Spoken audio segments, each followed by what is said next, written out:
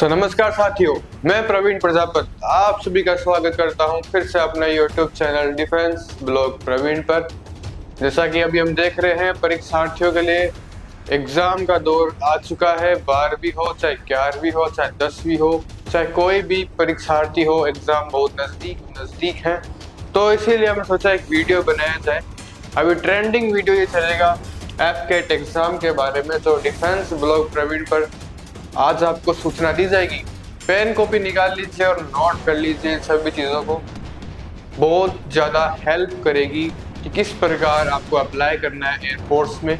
तो चलिए बनते हैं वीडियो में और ज़्यादा समय व्यर्थ नहीं करेंगे, क्योंकि मुझे पता है समय की कीमत बहुत ज़्यादा है। Don't waste the time. Okay, so पहला जो हेडिंग है हमारी वो है AFCAT exam, air force common admission test.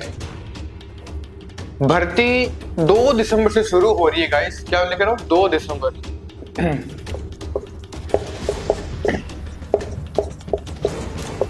2 दिसंबर भाई स्टार्ट डेट है।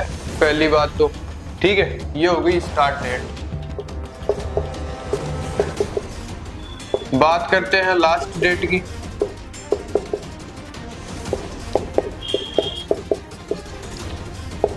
आपके पास है भाई 29 दिन। पेन को भी निकाल लो, 2 दिसंबर नोट कर लो और 31/12/2024 की अंतिम तिथि है अप्लाई करने के लिए। तो जैसा कि आप सभी देख रहे हैं, 2 दिसंबर को शुरू हो जाएगी। ऑनलाइन की जो लिंक है वो हमारे डिस्क्रिप्शन में मिलेगी, आपको इंस्टाग्राम के बायो में दे देंगे। आप सीधे अप्लाई कर सकते हो। ठीक है, ये भी जानकारी देनी बहुत महत्वपूर्ण थी। फिर ढूंढते फिरोगे कहाँ पर अप्लाई करना है, कौन सी वेबसाइट है। तो चलिए आगे बढ़ते हैं। बात करेंगे qualification, age, salary, selection mode, post. छठा पॉइंट एक सस्पेंस रखा जाएगा। ये आप भी सोच सकते हैं क्या हो सकता है। तो चलिए इस सस्पेंस को हम जारी भी रखेंगे गाइस। सस्पेंस को भी हम बाद में दिखाएंगे कि क्या सस्पेंस है हमारा। बात करते हैं पहले इन 5 पॉइंट्स पर। जरा फोकस कीजिए। यही जो चीजें हैं, यही चाहिए आपको एयरफोर्स। जब आप भर्ती का अप्लाई करेंगे तब एयरफोर्स के लिए ये सभी चीजें मायने रखती है गाइस। और किस प्रकार आपको डॉक्यूमेंट्स भी चाहिए, ऑनलाइन जो भी चीजें हैं, बहुत सारी चीजें हैं, डीपली हैं, सभी बताई जाएगी। क्वालिफिकेशन की बात करते हैं। तो चलिए अब बात करते हैं क्वालिफिकेशन। क्वालिफिकेशन के लिए क्या क्या चाहिए, नोट कर लो, कॉपी निकाल लो, पेन निकाल लो। जैसे जैसे पॉइंट हमारे क्लियर होते जाएंगे हम उन्हें मिटाते जाएंगे। पहला पॉइंट होगा क्वालिफिकेशन। Let's start.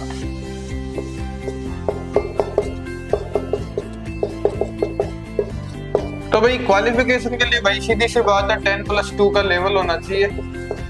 ठीक है, 50%। और आपकी जो सब्जेक्ट रहेगी वो ये रहेगी,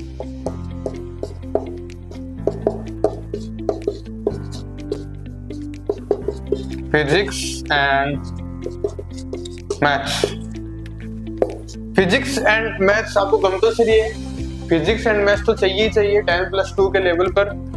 12वीं में भी समथिंग आपको 50% का इसमें रिजल्ट रहना चाहिए, तभी जाके आप फिजिक्स और मैथ्स अप्लाई कर सकते हैं। फिजिक्स और मैथ्स में 50% आपका रिजल्ट रहना चाहिए, नंबर रहना चाहिए, तभी जाके आप अप्लाई कर सकते हैं आगे, क्योंकि ये जरूरी है। 10+2 का तो लेवल है ही है।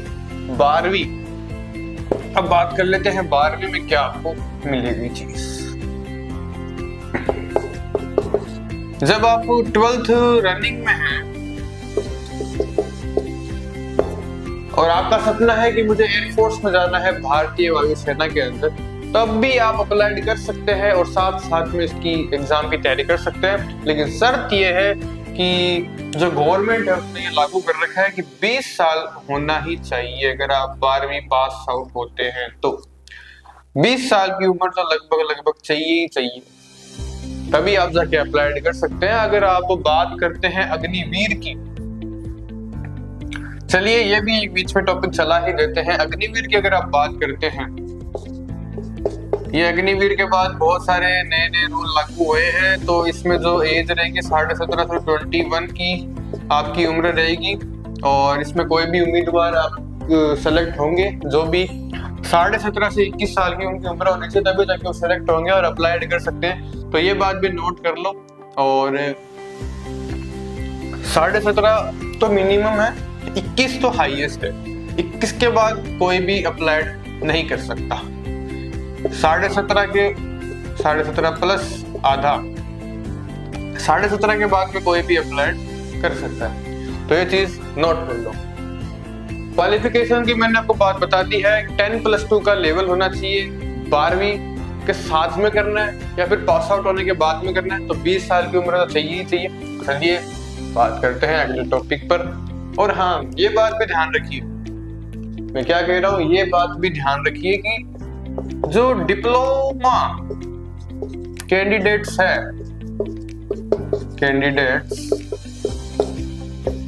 ये भी अप्लाई कर सकते हैं।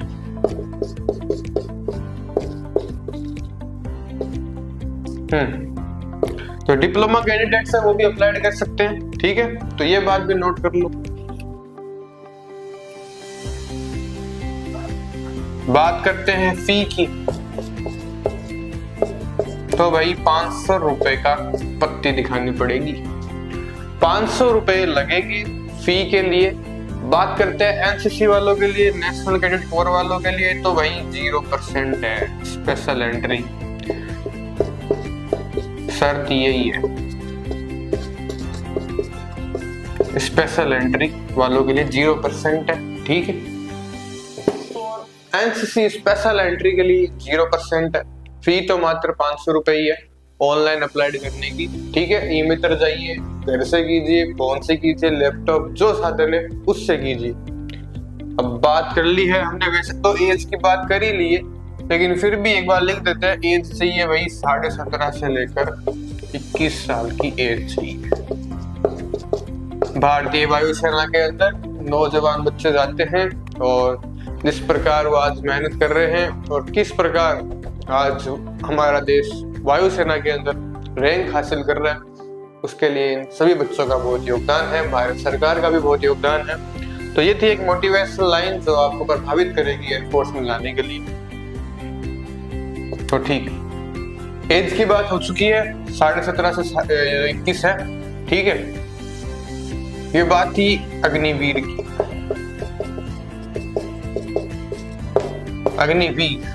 अग्निवीर अभी थोड़ा टाइम पहले लागू हुआ है, 2-3 साल हुए हैं और इसलिए लागू हुआ है ये। तो जितनी बातें मैंने अभी तक बताई हैं आपको, ये सभी आप नोट करो और अच्छी तरह जांचो परखो किस प्रकार आप एयरफोर्स में जा सकते हैं। बात करते हैं सैलरी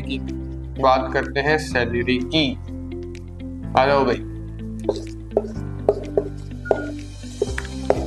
वैसे तो आर्मी हो चाहे नेवी हो चाहे एयरफोर्स में हो, जो लड़के लड़कियां जाते हैं ये नहीं देखते कि हमारे सैलरी कितनी है, वो देखते हैं हमारे दिल के जज्बात कितने मजबूत है और अपने देश के लिए कुछ करने के लिए वो जाते हैं, सैलरी के लिए नहीं जाते हैं। नौकरी करनी है तो रेलवे है, बहुत सारी चीजें हैं, होटल मैनेजमेंट है, पता नहीं क्या क्या है, वहां नौकरी कीजिए। आर्मी, एयरफोर्स, नेवी नौकरी के लिए नहीं है, ये कुछ अलग ही चीज है। यहाँ पर जज्बात चाहिए, दिल से डर क्या होता है तो निकाल दो, दिमाग से निकाल दो, ठीक है। वही सब जाते हैं। एंड मेरी अगर फेवरेट रेजिमेंट पूछो तो वो है para commando, I like the most. चलो सैलरी की बात करते हैं। 56,100 से लेकर 1,77,500 तक।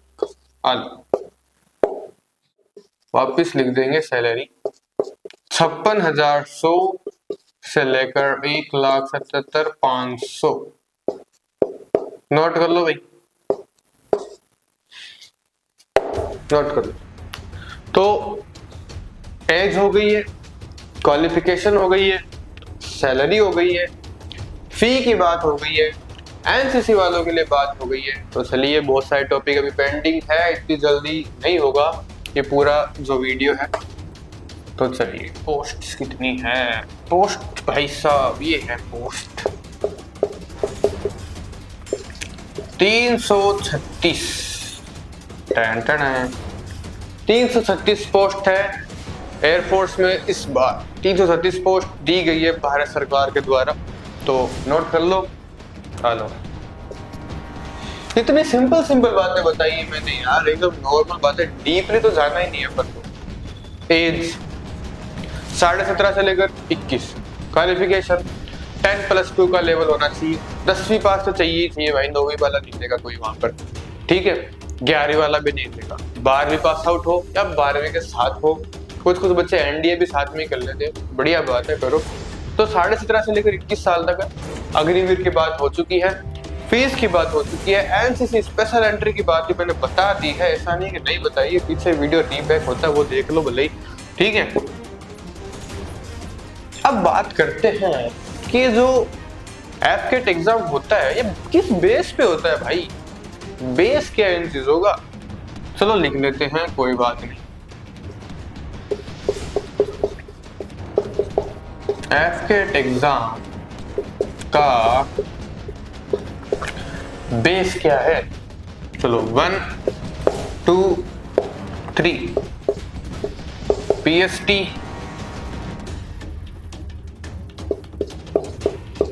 पीईटी और सीबीटी, ठीक है। एफकेट एग्जाम के जो बेस है वो है पीएसटी, पीईटी और सीबीटी। पहले बात करेंगे पीएसटी की, कोई बात नहीं, ढक्कन गिरा है। Physical standard test. Selection mode आपको याद रहेगा, ये वैसे पेंडिंग है, मुझे अच्छी तरह पता है, मिटा देते हैं क्योंकि भाई बोर्ड की थोड़ी जगह कम है। ये सस्पेंस क्या है ये भी बता देंगे, चिंता ना करो। Physical standard test, physical standard test के अंदर आपको फिजिकल तो चीजें हैं वो करवाई जाएगी, like chin ups, pull ups और थोड़े बहुत जो भी होते हैं वहाँ की एक्सरसाइज, पुशअप्स, वो सभी आपको ड्यूरेशन टाइम बाद दी जाती है और वो सब आपको पास करनी पड़ती है। तो फिजिकल आपका स्टैंडर्ड टेस्ट वहाँ पे किया जाता है। तो बात करते हैं पीईटी की। यस, सेकंड पॉइंट नोट करते जाना, फिजिकल एफिशिएंसी टेस्ट। राइटिंग पे मत जाओ गाइस, आपको जो चीज चाहिए वो नोट करो, ठीक है।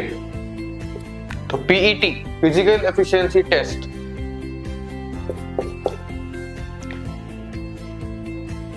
तो ये पॉइंट भी क्लियर है।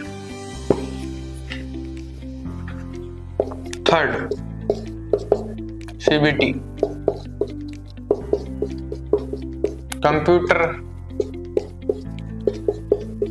Based test, computer based test भी होता है, ठीक है। तो ये बात हो रही, तो मैंने आपको 3 चीजें बता दी, सीबीटी, पीएसटी और PET. Physical standard test, physical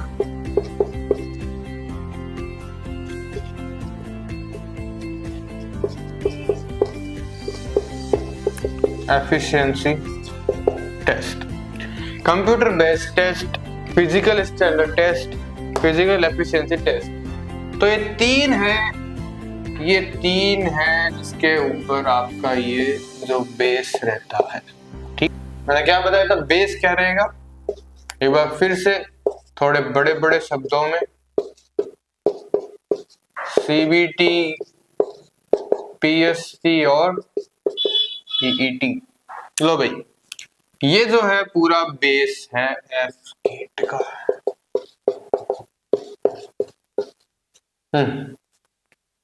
note कर लो, ठीक है।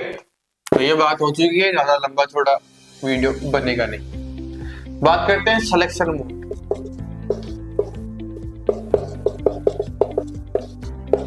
देखो गाइस, हमारे वीडियो में क्या थोड़ी चीज भले ही शॉर्टली मिले, आपको लग रहा होगा ज्यादा डीपली नहीं गए, क्योंकि ज्यादा डीपली जाने का मतलब क्या, थोड़ी बहुत चीजें इंसान को पहले से ही पता होती है, लेकिन इस वीडियो के माध्यम से हम आपको ये बताना चाह रहे हैं कि जो शॉर्ट जो स्टेप्स हैं वो आपको पता लगे, ज्यादा कंफ्यूजन माइंड में ना रहे, सीधी बात, नो बकवास। तो इसीलिए वीडियो में बने रहे। सिलेक्शन मोड किस प्रकार होगा, पहला दूसरा, तीसरा, चौथा और 5। तो PST, PET, CBT, NCC और फाइनल मेरिट लिस्ट अलाउड, ये चीजें हैं। और सॉरी इसको तो नीचे कर दो।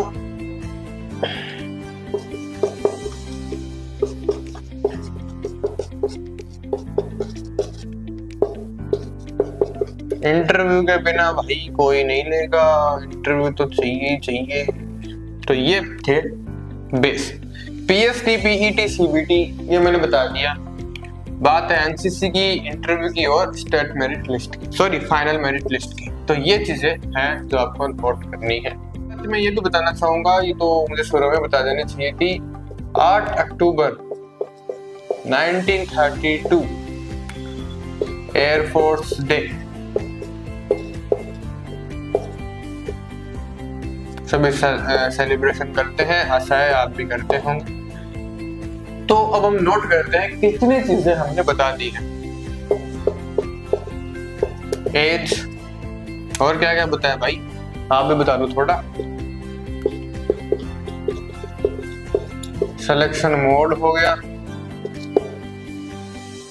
अब आते हैं छठे पॉइंट पर। अरे भाई हाइट कितनी चाहिए? हाइट चाहिए 157.5 सेंटीमीटर बॉयज।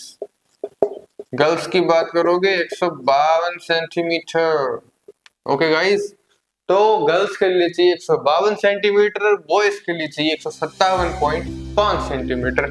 ये 1-2 भी नीचे ऊपर हो जाए तो नहीं लेंगे, इसीलिए हाइट का प्रॉपर ध्यान रखो, ठीक है। 152 सेंटीमीटर, ठीक है। हाइट कैसे, और एनसीसी की जो बातें थी वो मैंने बताई दी। 0% की आपकी फी है, और जो ओबीसी है और जो भी एसटी और एससी जो भी है, ये सब चीजें भी क्लियर है लगभग। जो भी बड़ी बड़ी बातें थी ये सब ठीक है। हाँ, 2/12/24, 31/12/24 नोट कर लो। तो ये और चीज वापस बता दी है मैंने, स्टार्ट डेट, एंडिंग डेट, फी बता दी, ठीक है। हेलो, तूने सब बता दिया ऑनलाइन क्या करना है क्या नहीं करना है, तो भाई ये भी बता दे ऑनलाइन डॉक्यूमेंट्स क्या चाहिए। ऑनलाइन डॉक्यूमेंट्स 1, 2, 3, 4 और 5। पहले चाहिए भाई आपकी मार्कशीट। कोई डिप्लोमा है तो वो दिखा दो, सर्टिफिकेट है तो वो दिखा दो,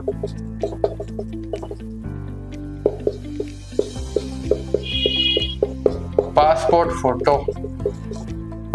और ये देखते हैं ऑनलाइन डॉक्यूमेंट्स के अंदर मार्कशीट हो गई, डिप्लोमा, सर्टिफिकेट है, पासपोर्ट साइज, और ये आधार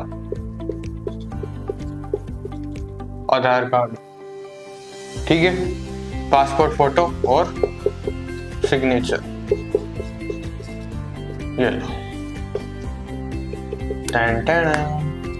तो ये हुआ हमारा पूरा वीडियो का सार। ऑनलाइन डॉक्यूमेंट्स आपको चाहिए मार्कशीट, डिप्लोमा, सर्टिफिकेट।